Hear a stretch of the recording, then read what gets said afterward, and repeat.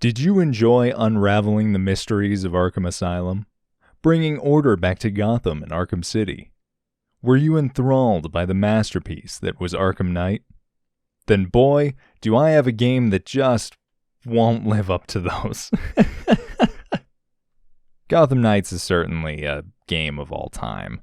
It came out to pretty lackluster reviews back in October of 2022, and I was pretty disappointed to see the reception of the game was fairly negative, as I'm a big fan of Rocksteady's Arkham series, and I was hoping this would be the successor I've been looking forward to for the last few years.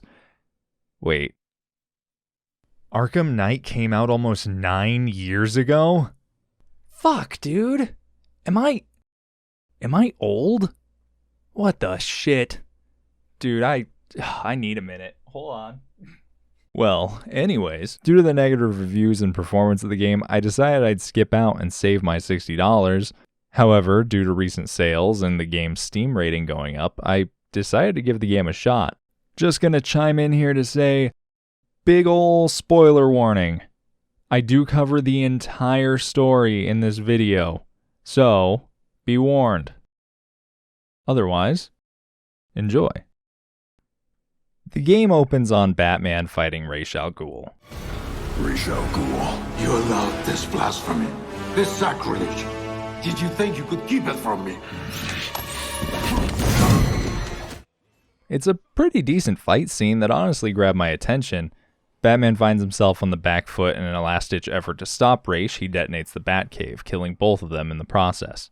Shortly after, our main characters arrive at the crater that once was Batman's headquarters, and to be honest, it was a somewhat emotional intro to the game. I'm not saying I was tearing up or anything, but seeing Red Hood holding Robin back from Bruce Wayne's body was a nice little character moment. There's a short funeral sequence where Jacob Kane gives Bruce's eulogy. Kane is Bruce's uncle. That's important for later. Just keep that in the back of your mind. Then, we're prompted to choose our character. Our choices are Batgirl, Robin, and Robin. I chose this Robin because Arkham Knight. Apparently, the Knights are trying to figure out what Batman was trying to solve as his last case before he died. They found notes that Bruce had been writing saying that whatever it was could shake Gotham to its core. They also find information leading to a Kirk Langstrom, a zoologist in Gotham. Seeking more information, we head to his lab, and finally we're able to play.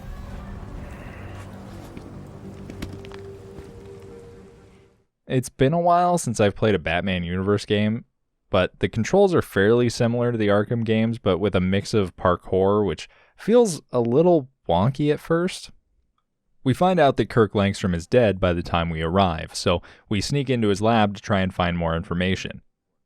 If you're familiar with the Arkham games, you know there's usually a fair bit of investigation puzzles. Well, apparently, I've lost my touch with them, because this first investigation, I don't know. My failure here rivals that Cuphead gameplay from a few years ago.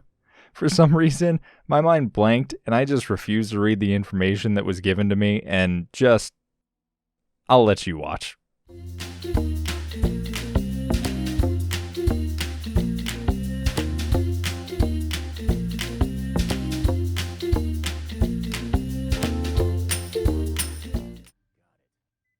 After finally relenting and reading the clues, we gain access to Langstrom's secret lab.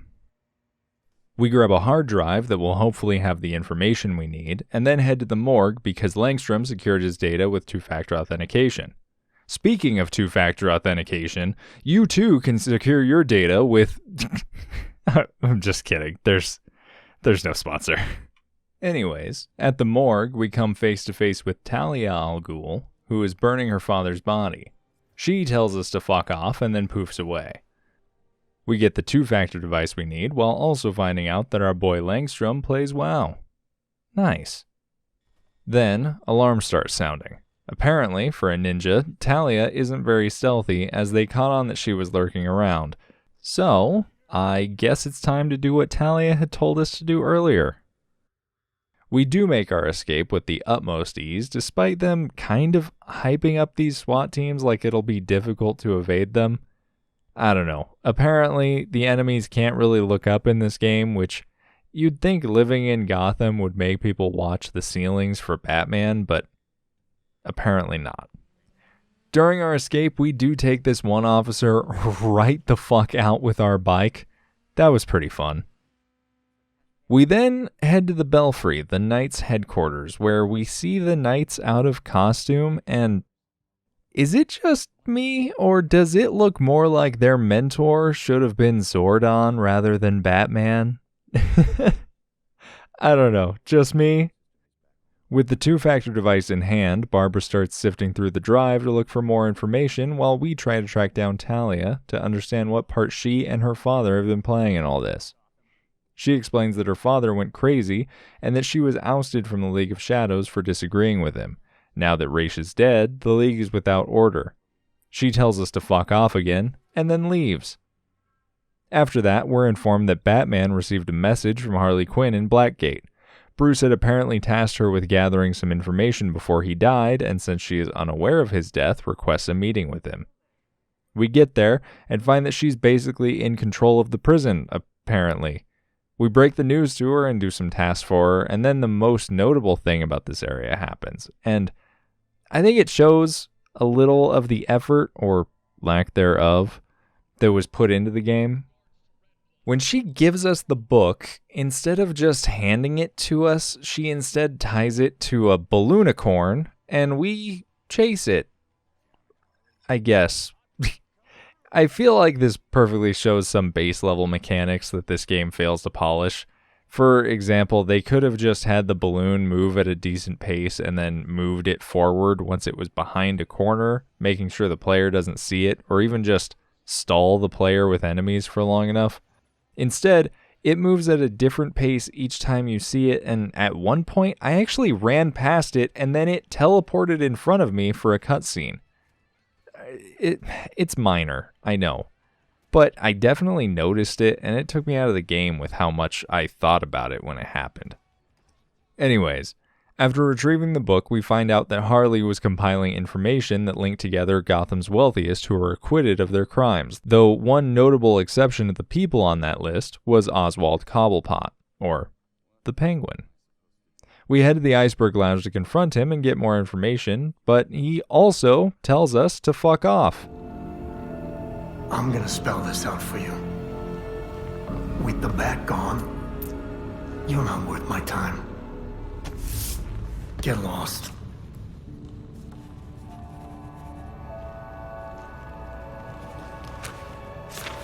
That's kind of a running theme. The game portrays it as these characters aren't Batman and are new to all this and don't get the same amount of respect, but, that doesn't make a lot of sense. These characters have been doing their hero work for years and should have at least some reputation and experience dealing with criminals. I mean, random NPCs will even shout out at Nightwing, for example, and wonder why he's in Gotham instead of Bloodhaven. And Red Hood, typically, is more brutal and is much less of a shit-giving anti-hero, so I would think at least in this scenario, Red Hood, who we're playing as, wouldn't just accept getting told off and then just walk away. I mean, he doesn't even say anything about it.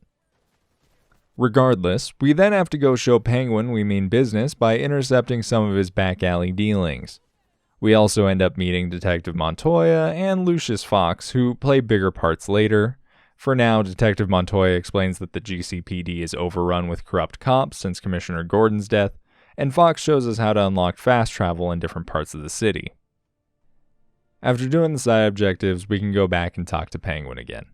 When we arrive back at the Iceberg Lounge, we find him in a frantic state, and he informs us that his office is bugged.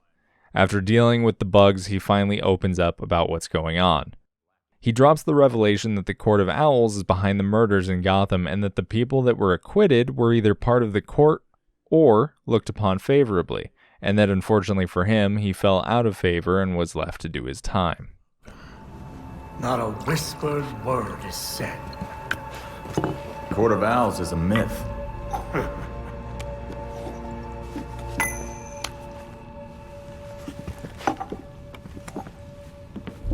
The Powers Club Yep. After that, we head out to follow up on some leads pointing towards the court at the Powers Club.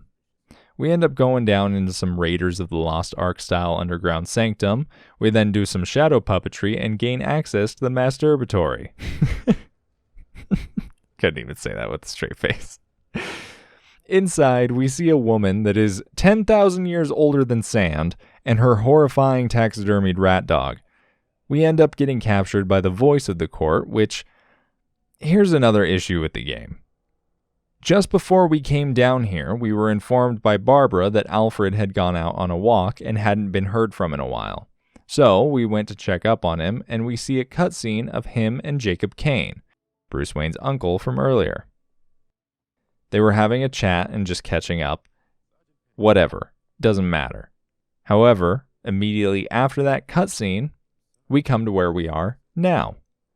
Well, the voice of the court is wearing the exact same clothes that Jacob Kane was wearing. Oh, gee, I wonder who that could be. I mean, seriously though, did no one see this in development and say, hey, maybe we should spread these out a bit, or maybe cut that Alfred scene? It didn't really add anything anyways. I mean, I don't really read a whole lot of comics, so I don't know if it's like a set-in-stone plot point for the court or not, but for a common non-comic reading pleb like myself, it just kind of ruins the twist if it's so obvious who the villain is immediately. So, whatever. The voice judges us and drops us into that scene from Attack of the Clones. After making our way through, we fall into a massive bone pit, and we conveniently find a key waiting for us. We pick it up and head outside into the city and back to the Belfry, where the knights agree to do the obvious thing and find where the key goes. Why did we need to meet up to talk about the key if the outcome just ends up being, yep, that goes somewhere? Before heading back out into the city, we have a quick Nom flashback induced by Just Dance.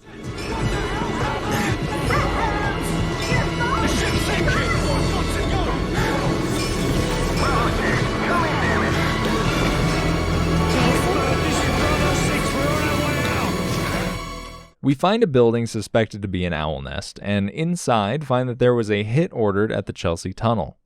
With my new armor that makes me look like a badass vampire hunting superhero, we head down into the underground beneath the tunnel. After fighting some agile-ass undead gimps, we discover that the court is drilling for a substance called Dionysium. After the obligatory elevator fight on our way out of the tunnel, Talia contacts us requesting a meeting. She explains that the Dionysium is basically great value Lazarus water and basically just brings people back as zombies and kind of just skips out on the cognitive function. The court is using this Dionysium to create an undead army that could raise Gotham, and she's trying to destroy them before that happens. We meet up back at the Belfry, and the group discusses their options before realizing that all of Gotham's wealthiest will be at a Masquerade Ball at the Orchard Hotel. So we go there to try and match voices to the audio we have from our infiltration into the court's meeting under the Powers Club. We sneak into the Orchard Hotel through the balcony, disable the security, and dispatch of the guards. In the ballroom, we start matching voices and eavesdropping on conversations. We find out that the court has a secret base on the 13th floor of the hotel, because, of course, it's on the 13th floor. Eventually, we again come face to face with the voice, who reveals himself to be, surprise, Jacob Kane. I know that it feels like we just met the voice, and we kind of did. Truth be told, I'm cutting out a lot of the filler. There is so much run here, do this, do that, in between each of these main story beats. So there was a lot of gameplay in between meeting the voice and here. The problem is there wasn't a lot of story. So it almost feels completely pointless to have kept the voice's identity a secret in the first place, because story-wise, it's just instantly revealed almost. And to top it off, Jacob's motivations also aren't all that unique. It's kind of just cliche villain shit. I don't know. Like, his whole thing is, I'm not out to destroy Gotham, I want to help it. He even tries to get us to join him. I mean, come on. Our meeting is cut short, however, as the League of Shadows starts attacking the hotel and killing the owls. After dispatching a few of the ninjas, we make our escape and end up meeting with Talia again. She explains that the court is planning on using the Dionysium to create more powerful Talons out of living subjects before making it clear that she will not work with us and promptly leaves again. After that, we meet with Detective Montoya to inform her of our discoveries, and she believes us but says that there are too many officers in the GCPD that are loyal to the court. Plus, Jacob Kane's wife is the new commissioner, so there's no way she could even have a chance to arrest him. She tasks us with going around the city to track down and stop some of the corrupt officers to give us more of a chance. We then check out a murder scene on the outskirts of the city, and upon arriving there, we find more GCPD owls cleaning up a crime scene. It's a good thing these guys are both deaf and blind, because otherwise I might have actually had to try. I mean, look at this. I am straight up just slowly taking them out, not even trying to hide, and they don't even notice me. It's kind of ridiculous. The AI in this game is kind of dumb. After looking around, we end up obtaining enough evidence to prove a cover-up and corruption inside the GCPD.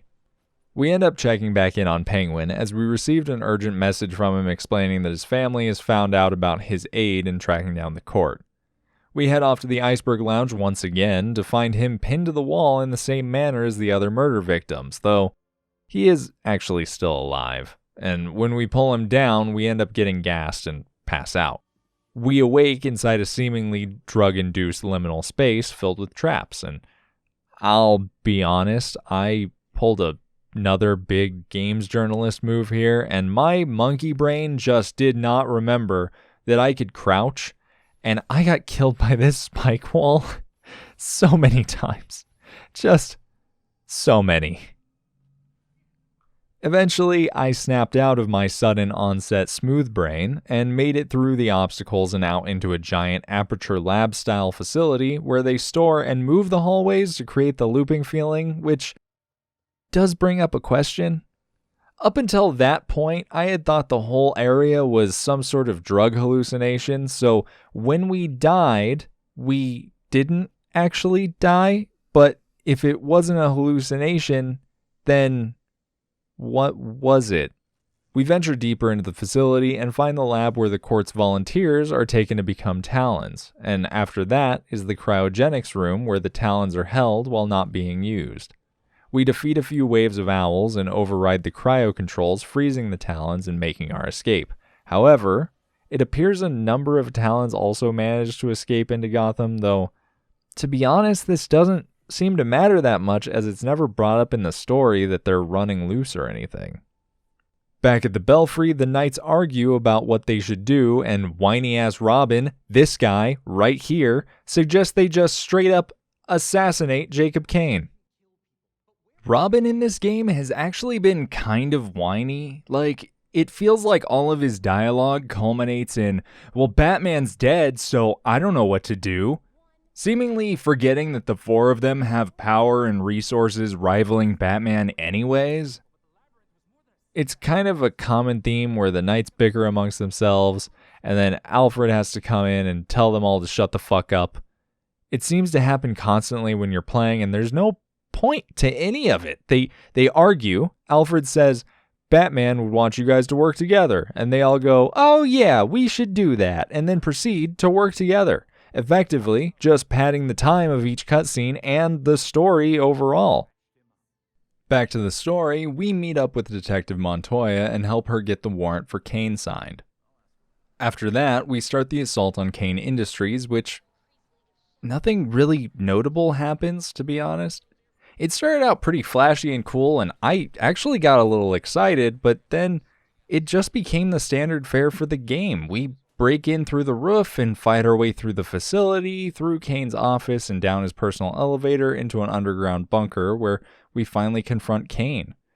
He explains that the Talons will take Batman's place and fight for the city while upholding the court's values, and none of this matters though because his story's done. Like, literally done. We end up arresting him, and when he's being brought out to the police car, Talia shows up and just straight up shoots him with an arrow, killing him. We chase Talia to Wayne Tower, where we learn the true twist that Talia has been working with the League this whole time. They play it like it's some big revelation and betrayal, but honestly, it doesn't really work that well because she was never on our side to begin with, so we never trusted her anyways. From here, the rest of the game is pretty quick. Talia and the League start attacking Gotham and our contacts around the city. We go and save them and then realize that the power in the city is being rerouted to Arkham Asylum, likely where Talia is hiding out. Inside, we find that Talia has been running experiments with Dionysium and Lazarus water, and one of those experiments is revealed to us. What is it, you may ask? Who's that Pokemon? It's goddamn Man-Bat. We beat his ass, but the story dictates it was a stalemate, and the Knights recover us from the asylum. Cue more story padding. Apparently, there are multiple Man-Bats. So, we need to go to 3 different locations around the city and dispense justice. After taking out all 3, we find out they are originating from Gotham Cemetery. Once there, we find that the League has tunneled through the Wayne family crypt and all the way through the Batcave. At the bottom, we find Talia standing over a Lazarus pit conveniently right under the Batcave. Talia explains her plan, that she will be forging an army, but that the army would be nothing without a strong commander to lead them. It's then that she reveals the final twist, that she has resurrected Bruce Wayne multiple times and that repeated exposure to the Lazarus pit has made his mind more malleable. So he is essentially under her control. After a decent fight, we beat some sense into him and break him free of the Lazarus' influence. Talia tries to kill us. Bruce throws himself in front and gets stabbed. Goodbye again, I guess. I don't know. Whatever. Cue the Talia boss fight. I fucking hate this fight. Oh my god. Not sure how this fight goes for the other characters, but for Red Hood, in my experience, it was shitty. I ended up just kiting her around and shooting her from a distance to charge my momentum abilities enough to use the overpowered turret and killed her that way. Melee was a complete non-option as this bitch does not stop attacking. Like, holy shit. We beat her finally, and the court arrives with a new voice. They move quick. Some shit talking ensues between the 3 of us, and then, surprise, Talia Phase 2 appears. So, we go back to old reliable.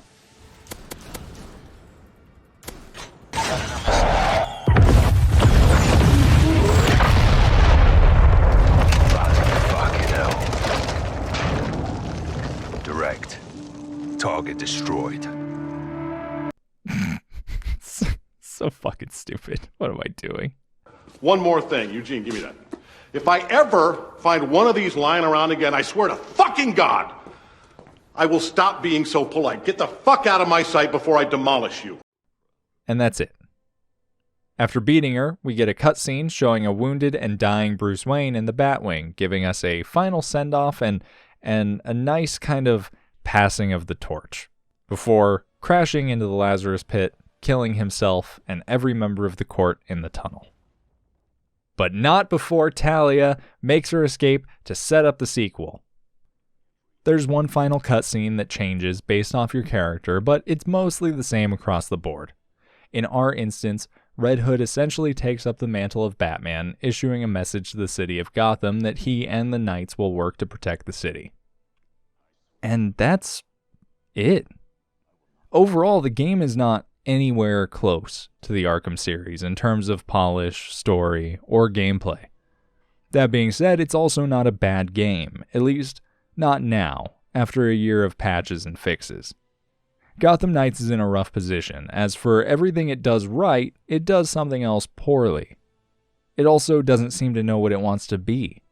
The core mechanics of the game in terms of gear seem very much to be of a live service / loot shooter game. Throughout my time playing, I was getting blueprints for new gear, receiving gear mods, skins, etc., and increasing my character's power rating while doing it. It honestly feels like this game was planned to be a sort of loot shooter like Marvel's Avengers, but changed along the way, possibly due to that game's poor reception. I'm by no means saying that the game would have been better as a live service game, but I do partly think the reason why the game feels weird and has all these systems that seem out of place is due to a shift in focus just partway through development. There's also a number of areas where the game feels very low effort. For example, animations leave a lot to be desired. There's multiple instances where you meet with a character to obtain something from them, and they simply stand there, hands at their sides, and say, "Here's the flash drive," or whatever. And that's it. This game came out 2 years after Cyberpunk, a game where characters are constantly doing something. Every little thing has an animation, and inside of those animations are small details that just really add up. Meanwhile, this game can't even animate characters handing something to each other in the in-game cutscenes. It all has to be pre-rendered for more detailed animations. There are also some areas where the game just doesn't feel all that satisfying. For example, the Bat Cycle. Oh my god, the Bat Cycle. When I first saw this thing, I got so excited to drive around. I hopped on, pulled the trigger to give it some gas, and I was driving at the speed limit. I mean, seriously, there isn't even a boost or anything. You're just going slightly faster than the cars around you. They can't even make this thing look like it's going fast in the trailers. All they did was add some streaks on the taillights to give the illusion of going fast. Another thing I noticed is the lack of anything going on in the city. Outside of random crime events happening, it seems like there is no one in the streets. The cars feel very few and far between in the context of a New York-like city, and I didn't notice anything interesting around the city during my 20-hour playtime. The combat felt mostly fine, but there were a couple things that stood out. For one, you're not immune to damage during non-cancelable animations. Sure, it makes sense. In real life, people wouldn't just stand around waiting to attack you while you waffle stomp their buddy into the gutter, but also, in terms of gameplay, it really sucks that you can just get insanely fucked up by a big attack from an NPC while unable to cancel the animation you're stuck in. The other thing I noticed in the combat is enemies that shoot kinda suck. This isn't like in the Arkham games where they're about to shoot and you dodge. These enemies shoot continuously in a straight line for a few seconds, but sometimes, if you don't dodge again, they'll snap to you and keep shooting. The last thing I wanted to mention on unsatisfying gameplay is each character's movement ability. They all kinda suck.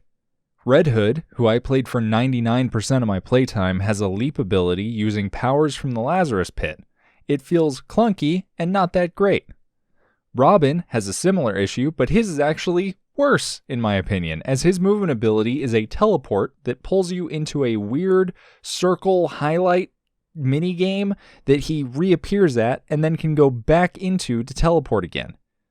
It's super clunky, and I hate it.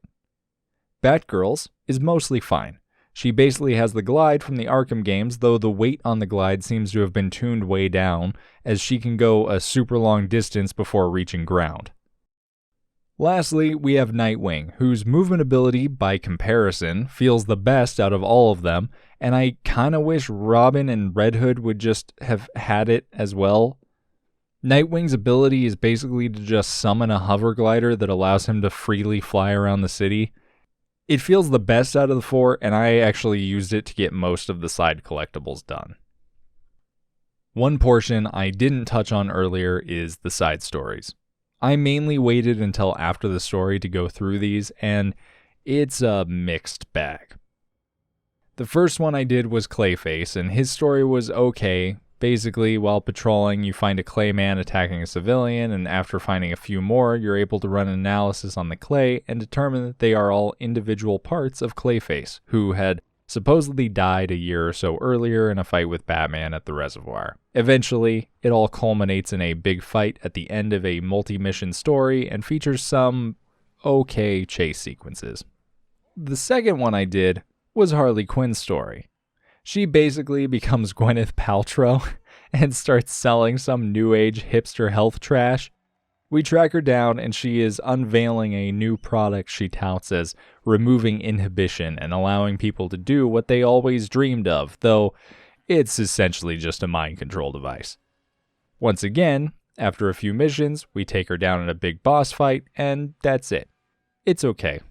But honestly, I don't care that much for this Harley Quinn. She was okay during the Blackgate section, but in these missions, she acts completely different, except for at the end in the police car, she kind of acts the same as she did before.